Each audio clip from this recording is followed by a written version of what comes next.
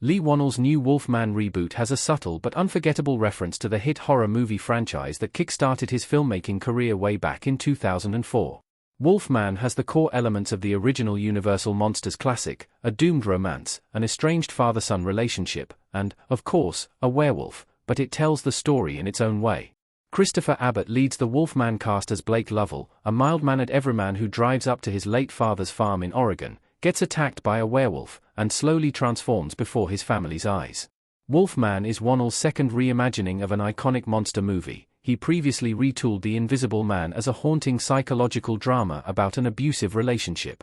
Wannell has made a lot of great movies over the years, from his thrilling cyberpunk actioner Upgrade to the chilling Insidious franchise, which he co-created, but his first film is still one of his best.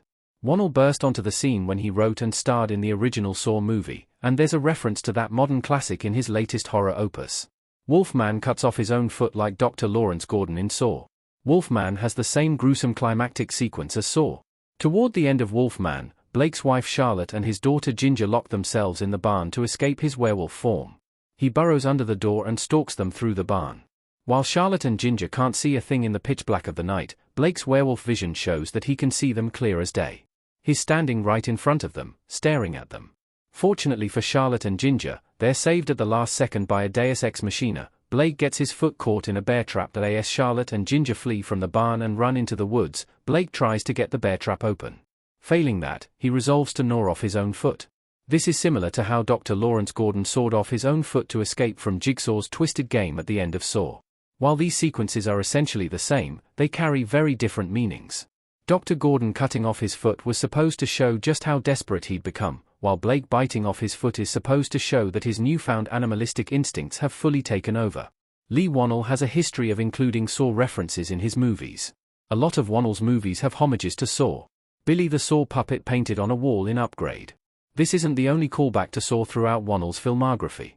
The director has never forgotten where he came from and has included references to his breakout film in a bunch of his subsequent works. In Upgrade, the face of Jigsaw's puppet Billy can be seen spray-painted as graffiti on the wall of the computer hacker's lair.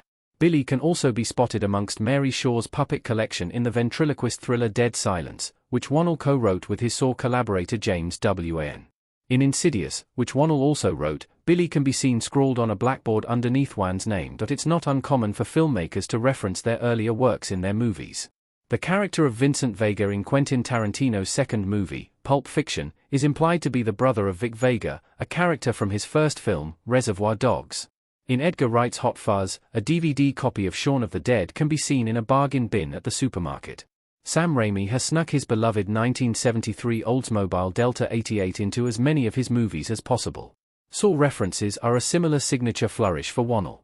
Wolfman highlights how much Lee Wannell's career has changed since Saw. He's gone from micro-budget indie movies to big-budget studio movies. Wolfman shows just how far Wannell has come since Saw. In 2004, he started out making an independent horror film on a tiny budget, set almost entirely in one room. The unexpected blockbuster success of Saw has allowed Wannell to gradually make bigger and bigger movies. The first couple of Saw sequels, which Wannell returned to write, each got a slightly larger budget than the last.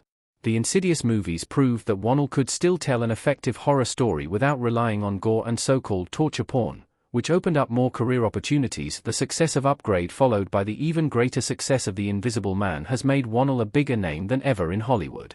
Now, he's being trusted with big-budget studio horror movies based on blockbuster IP like the Universal Monsters. Wolfman cost 25 times as much to produce as Saw. It allowed Wannell to realize stunning visuals like fog rolling over the countryside and werewolves brutally attacking each other, which he couldn't have afforded when he made Saw off the backs of independent investors.